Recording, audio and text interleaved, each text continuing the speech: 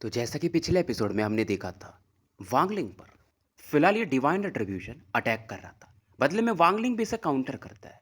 अब आगे तो फिलहाल एक जो अटैक आ रहा था उसके अंदर एक एंशिएंट वन यानी जिसे हम एंशिएंट ऑर्डर भी कहते हैं उसका भी सर वांगलिंग को दिखता है और एक दहाड़ आती है। वांगलिंग पगोड़ा के ऊपर बढ़ता है और एक पंच मारता है। बट एंशिएंट ऑर्डर की वजह से इसे थोड़ा पीछे हटना पड़ता है क्योंकि इसके पंच की वजह से वो और तेजी से दहाड़ता है। वांगलिंग को गुस्सा आता है कि एक नॉर्मल सा पगोड़ा मुझे सील करना चाहता है और फिर से तीसरा पंच मारता है। धीरे धीरे पगोड़ा में क्रैक्स आने लगे थे और फाइनली ये कोलैप्स कर जाता है। बाहर से अगर कोई देख रहा हो तो उसे लगेगा कि मतलब गोल्डन कलर के कुछ चीजें मानो बिखर रही हो। डिवाइन रिट्रीब्यूशन स्ट्रांग था लेकिन वांगलिंग की नजर में काफी नहीं था इसको जो पनिश कर सके। अब वांगलिंग इसे भी ब्रेक कर चुका था तो एक तीसरा ट्रेजर उस रिफ्ट में से यानी स्पेस होल जहां पे हुआ था वहां से निकलता है और ये गोल्डन रिंग था। तो रिफ्ट्स के अंदर से यानी स्पेस होल के अंदर से जो गोल्डन लाइट आ रही थी वो और स्ट्रॉन्गर थी इस चीज की वजह से और ज्यादा पावरफुल थी। बाहर में सिट्टू और बाकी लोग इसका प्रेशर फील करते हैं। साउथ क्लाउड हैरान थे कि यार ये किस प्रकार का ट्रेजर है क्योंकि इन्हें समझ में आ रहा था कि ये कल्टीवेटर का प्रेशर नहीं है बल्कि एक ट्रेजर का प्रेशर है। ओल्ड घोष जान को कोई फर्क ही नहीं पड़ रहा था मतलब उन पे ये प्रेशर का असर ही नहीं था। और ये बोलते कि फेट सीलिंग रिंग यही मतलब ये शायद मेन ट्रेजर है और शायद ये इमोर्टल एस्ट्रल कॉन्टिनेंट में भी फेमस है ठीक ठाक बहुत तो नहीं पर ठीक ठाक। और ओल्ड घोष जान अपनी ओल्ड बॉडी को कोसते हैं। फिर ये सोचते हैं लेकिन अगर ये बंदा इस ट्रेजर को हासिल कर लेता है तो तीसरा इसका होना उसके चांसेस ज़्यादा होंगे। वांगलिंग भी पहली बार इधर थोड़ा सा इंटरेस्टेड होता है इस गोल्डन रिंग को देखकर जो प्रेशर ये भी फील करता है। अब गोल्डन रिंग वांगलिंग की तरफ बढ़ती है बट वांगलिंग पीछे नहीं हटता है और ये रिंग वांगलिंग को घेर लेती है मतलब ऊपर से आती है तो इसके खोपड़ी के आसपास छोटी होने लगती है एक सील बना रही थी। और ऐसा भी नहीं एक छोटा सा रिंग वांगलिंग के सोल के अंदर भी सेम इसके जैसा ही प्रकट होता है जो कि इसके ओरिजिन सोल को सील कर रहा था। इसीलिए इसे फेट सीलिंग रिंग कहा जाता है। बट वांगलिंग आंखें बंद करके सोच रहा था मतलब कैलकुलेशन कर रहा था कि ये चीज़ काम कैसे करती है और ये वांगलिंग ही कर सकता था क्योंकि भाई इसका अनुभव अलग है। एंशिएंट गॉड बॉडी फिर इसका एक कल्टीवेटर बॉडी 5 एसेंसेस छठवां भी आ ही चुका है 2000 साल से ज़्यादा का कल्टीवेशन। फिर एक वो बुद्धिमत्ता वो ग्रैंड स्कॉलर जब ये बना था पास्ट लाइफ में उसकी वजह से। तो गोल्डन रिंग रिंग में बहुत सारे रून्स थे। वांगलिंग उन्हें समझने लगता है और इसे अब समझ में आता है कि इसके अंदर जो है वो सीलिंग एक्सटर्मिनेशन क्लैन के वो सीलिंग जैसा कुछ पावर है लेकिन ये प्रोडक्ट हाफ फिनिश है और इसे किसी ने डिवाइन रिट्रीब्यूशन में मिला दिया था ताकि डिवाइन रिट्रीब्यूशन की मदद से ये ट्रेजर कंप्लीट हो जाए। और लगभग लगभग अब ये कंप्लीशन की तरफ बढ़ भी चुका है शायद 10,000 साल और तो ये कंप्लीट हो जाएगा। वांगलिंग स्माइल करता है कि अब यहाँ के डिवाइन रिट्रीब्यूशन को तो ये समझ चुका था। लेकिन इस दौरान रिफ्ट से जो दहाड़ आ रहा था वो और क्लियर हो जाता है और एक बड़ी सी बॉडी वहां से बाहर निकलती है जो कि एंशिएंट गॉड की थी। इसके 8 स्टार्स रोटेट कर रहे थे लेकिन आंखें मतलब उसमें से किसी ने आंख मानो निकाल लिया हो। और इसके एंशिएंट गॉड स्टार्स भी वांगलिंग से अलग थे डिम थे किसी ने सील किया था। तो ये एंशिएंट गॉड वांगलिंग पर चार्ज करता है हालांकि आंखें नहीं थी बट ऑरा तो फील कर सकता है। और अंदर से और दहाड़े आती है पीछे से 3 और एंशिएंट गॉड बाहर आते हैं काफी जख्म से भरे हुए थे। ये भी वांगलिंग पर चार्ज करते हैं। एक आधी 2 सांस के बाद डेविलिश ऑरा बाहर आती है और 4 एंशिएंट डेविल्स बाहर आते हैं। सभी के 8 8 स्टार्स थे। और पीछे से डेमोनिक ऑरा बाहर निकलती है उसी रिफ्ट से और 4 एंशिएंट डीमंस भी बाहर आते हैं। ये सभी भी 8 स्टार के थे मतलब टोटल 12। इधर वांगलिंग ये जो गोल्डन रून्स चमक रहे थे इस रिंग के अंदर इनका जो 30% था उन पे ये कंट्रोल कर लेता है। और इसका ध्यान उधर था ही नहीं कि 12 एंशिएंट ऑर्डर्स इसे मारने आ रहे हैं। सबसे आगे में एंशिएंट गॉड था। तो फिलहाल जब जो सबसे आगे वाला एंशिएंट गॉड था जब वांगलिंग से 1000 फीट की दूरी पे था और एंशिएंट गॉड के लिए 1000 फीट की दूरी कुछ नहीं होती क्योंकि इनके हाथ ही वहां तक पहुंच जाएंगे। तभी अचानक से एक शैडो प्रकट होता है एंशिएंट गॉड का जिसने आर्मर वगैरह पहना था और उससे एक स्लॉटर और बाहर निकल रही थी। इसके 9 स्टार्स थे। वांगलिंग समझ जाता है क्योंकि भाई इसको सब चीज़ पता है एंशिएंट गॉड के बारे में कि शायद ये वो होगा जिसको ये सभी रेस्पेक्ट देते होंगे एंशिएंट गॉड वगैरह। हालांकि इसकी आंखें बंद थी बट ये समझ रहा था। फिलहाल वो जो 8 स्टार का एंशिएंट गॉड था इसकी तरफ एक पंच मार देता है। वांगलिंग बस अपना राइट हैंड आगे बढ़ाता है और इसे काउंटर करता है और उस एंशिएंट गॉड को थोड़ा पीछे फेंक देता है मतलब एकदम आराम से। उस एंशिएंट गॉड को भी विश्वास नहीं होता है और वांगलिंग उसके सर को जब टच करता है तो वो खून के उल्टे करने लगता है। बाकी भी जो 4 एंशिएंट गॉड्स थे वो इस पर अलग अलग डायरेक्शन से पंचेज मारते हैं। अब वांगलिंग इसके जो 7 एंशिएंट गॉड स्टार्स थे वो चमकते हैं रॉयल एंशिएंट गॉड स्टार्स। पहले ये एक के पंच को काउंटर करता है दूसरे एंशिएंट गॉड के चेस्ट को मारता है और उसके बाद तीसरे को फेंक देता उठा के। और ऐसा नहीं कि वो बस ऐसे गिरते हैं मतलब ब्लड वॉमिट कर। इधर एंशिएंट डेविल्स भी अपने कुल्हाड़ी को निकालते हैं और वांगलिंग पर अटैक करने लगते हैं। अब एंशिएंट गॉड क्योंकि सेम क्लैन के थे तो वांगलिंग थोड़ा सा उन्हें मतलब उतना नहीं परेशान करता है, बट एंशिएंट डेविल भी रेस सेम है लेकिन क्लैन अलग हो जाता है। तो ये राइट पाम से उस ब्लेड जो रहता है कुल्हाड़ी के उसे ब्लॉक करता है और जो डेविलिश औरत थी वांगलिंग का जो राइट आई था वो उसे एब्जॉर्ब कर लेता है और इस एंशिएंट डेविल को मतलब एक चमाट टाइप मारता है और ये डेविल एक्सप्लोड कर जाता है और इसकी जो भी डेविलिश औरत थी इसे वांगलिंग एब्जॉर्ब कर लेता है। तो बचे हुए जो 3 डेविल थे उन्हें डरना चाहिए था, लेकिन वो एक पीछे से और 2 लेफ्ट और राइट से वांगलिंग को घेर लेते और उधर से 4 एंशिएंट डीमंस भी आ रहे थे। वांगलिंग क्या क्या अभी भी बनते क्योंकि गोल्डन रिंग को लगभग ये समझ चुका था तो उसकी लाइट जो थी वो धीरे धीरे कम होते जाती है। अब वांगलिंग जो पीछे वाला डेविल था उस पर अपने बॉडी से अटैक कर देता है। एंशिएंट डेविल चीखने लगता है और उसकी भी बॉडी एक्सप्लोड कर जाती है। लेफ्ट हैंड से एक दूसरे एंशिएंट डेविल को पकड़ता है और कर्मा प्रिंट से तीसरे पे अटैक करता है और इनकी डेविलिश ऑरा को एब्जॉर्ब कर लेता है। फाइनली वांगलिंग आंखें खोलता है क्योंकि जो गोल्डन रिंग पर ऑरा दिख रही थी गोल्डन लाइट वो गायब हो चुकी थी। ओल्ड घोस्ट जान जो कि काफी दूर था मिलियंस ऑफ किलोमीटर, वो एक्साइटेड था कि यार इतने कम समय में इसने इस ट्रेजर को हासिल भी कर लिया। शायद ये थर्ड पर्सन होने के इसके चांसेस 50% है। मैंने इनर केव में कितने सालों से थर्ड वन को सर्च किया है और 7 कलर तो आउटर केव में कितने सालों से सर्च कर रहा है लेकिन हमें आज तक थर्ड वन नहीं मिला। शायद अगर ये वही है तब तो मजा आ जाएगा। इधर वांगलिंग आंखें खोलता है और जो सेलेस्टियल इमॉर्टल बॉडी वाला इसके पास ब्लड था वो प्रकट होता है और रिंग के चक्कर मारता है। अब गोल्डन लाइट फिर से चमकती है। ये गोल्डन लाइट वांगलिंग का था और इसे गुस्सा भी काफी आता है।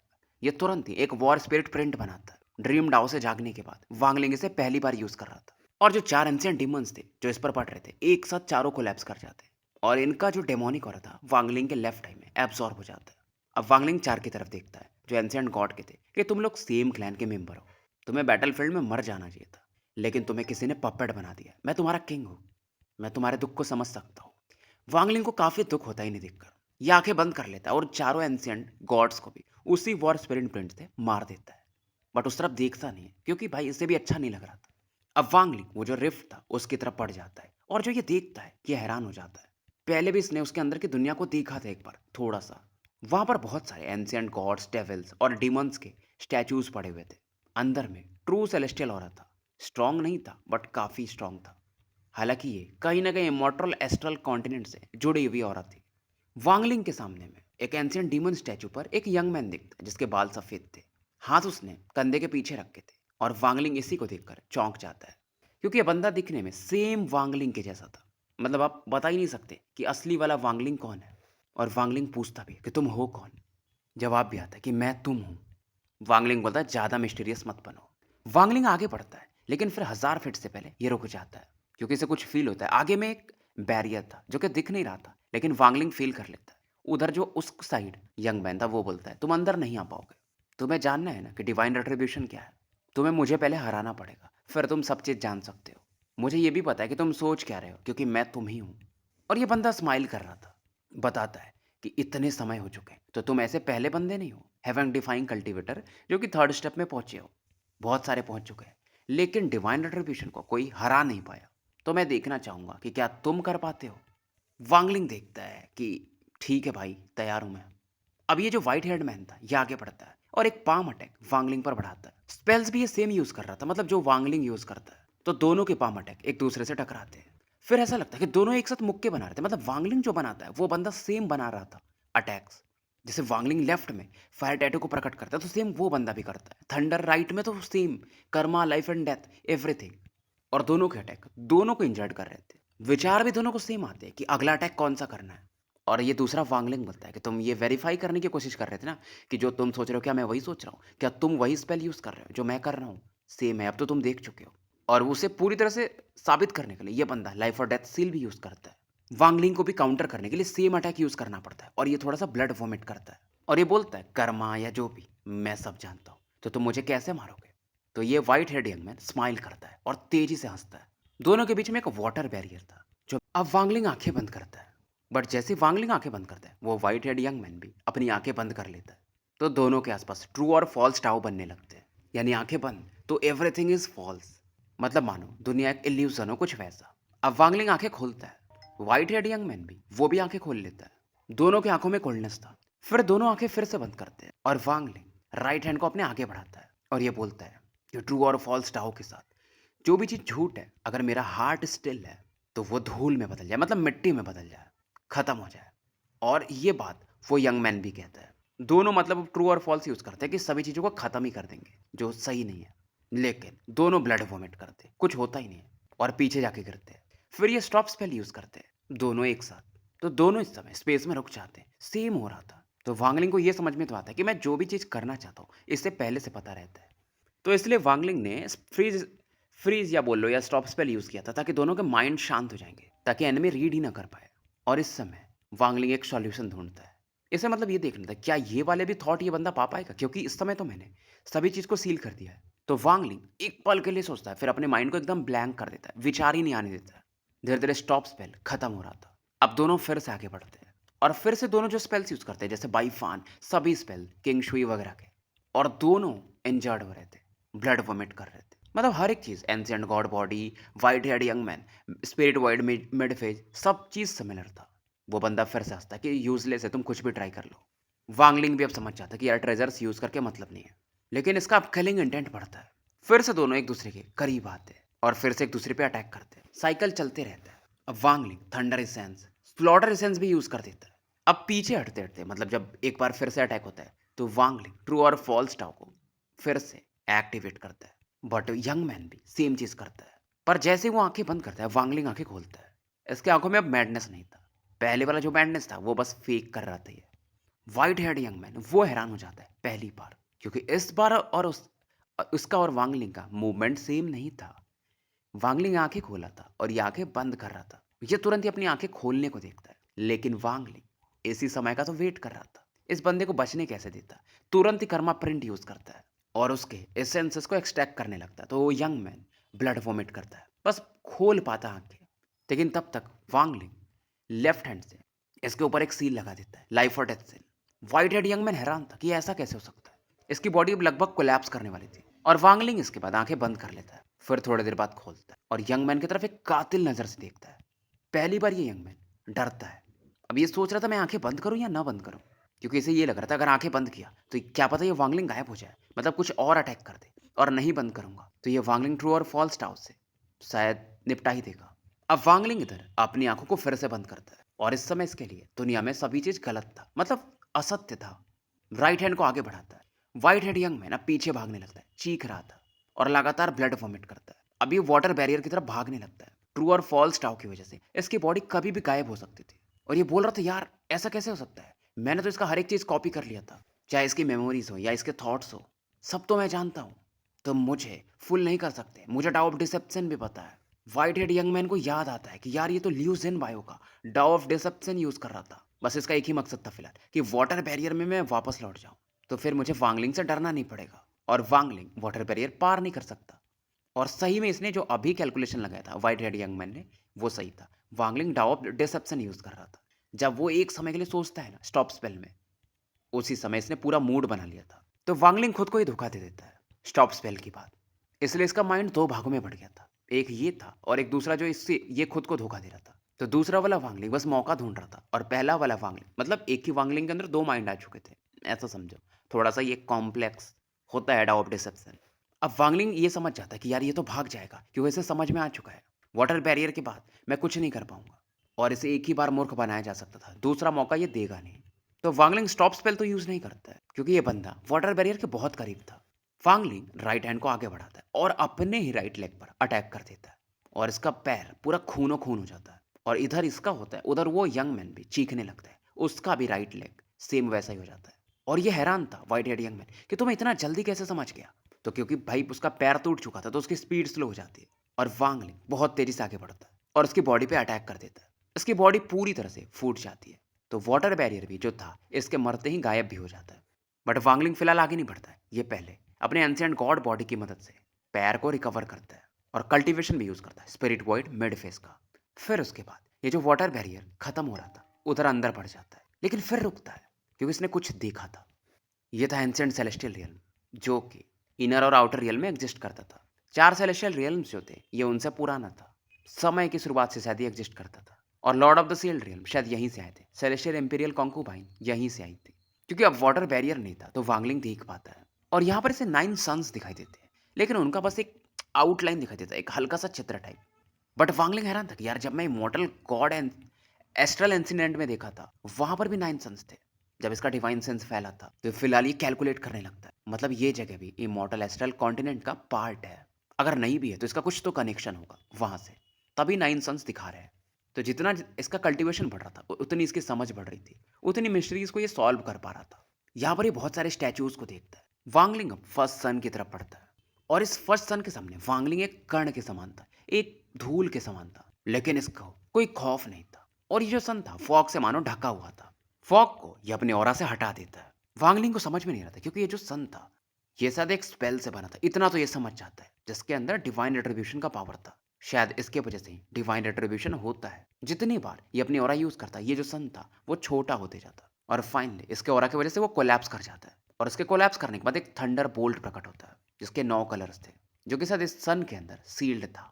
वांगलिंग समझ जाता है कि अच्छा तो ऐसा है, मतलब दुनिया में कोई भी चीज बिना कारण के नहीं होती है। डिवाइन रिट्रीब्यूशन भी खुद से प्रकट नहीं होता है, मतलब पावरफुल लोग इसे बनाते हैं। अब ये जो थंडर बोल्ट था वो बहुत पावरफुल था। वांगलिंग इसे पकड़ता तो है, बट वो इसको समर्पण नहीं देता है। मतलब जब तक वांगलिंग, जिस बंदे ने भी इस थंडर बोल्ट को बनाया होगा, उससे स्ट्रांग नहीं बनता है, तब तक ये वांगलिंग को सबमिट नहीं करेगा। अब वांगलिंग को ये समझ में आने लगा था इसे बनाया कैसे जाता है। अब ये थंडर बोल्ट के अंदर अपने डिवाइन सेंस को भेज रहा था, ताकि देख पाए कि किसने इसे बनाया है। पर ये समय में मिलियंस ऑफ ईयर्स पीछे चला जाता है। ये एक अलग दुनिया देखता है, जहाँ पर 7 कलर लाइट भरा हुआ था। और इस 7 कलर लाइट के बीच में एक मिडिल एज्ड मैन, जो कि 7 कलर के रोब पहन के खड़े थे, उन्हें दिखाया जाता है। और अलग प्रेशर था जो कि इनकी बॉडी से निकल रहा था। मतलब यहाँ पर जो भी चीजें हैं, उन्हें इनके सामने झुकना ही पड़ेगा। ये बंदा इतना पावरफुल लग रहा था कि एक विचार में इस दुनिया को खत्म कर सकता था। दिखने में काफी सीरियस था, लेकिन ये ईमानदार सच्चाई वाला बंदा नहीं दिखता है। और जब वांगलिंग इस 7 कलर्ड मैन को देखता है, तो ये हैरान था कि यार मैंने जो स्टोरेज स्पेस में वो स्टैचू रखा हुआ है 7 कलर्ड पर्सन का, ये एकदम सेम है जो इसे ग्रीड से शायद मिला था। फिर वांगलिंग को दूसरी चीज याद आती कि जब ये किंगशुई को बचाने गया था 7 कलर्ड रियल में, तो वहां पर भी एक ये 7 कलर्ड पर्सन से मिला था, लेकिन वो बंदा उतना पावरफुल नहीं है। दोनों दिखने में थोड़े सिमिलर थे, लेकिन सेम बंदे नहीं है।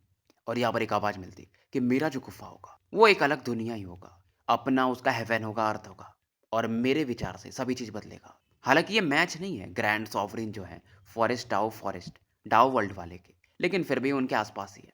बस यहाँ पर हेवनली डाओ नहीं है, तो समय को आगे नहीं बढ़ा पाऊंगा, यानी लाइफ और डेथ नहीं हो पाएगा, तो मैं जॉस फिल्म नहीं बना पाऊंगा।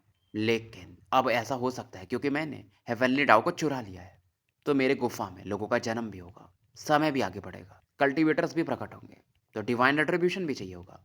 तो पहला डिवाइन रेट्रीब्यूशन मेरा थंडर होगा।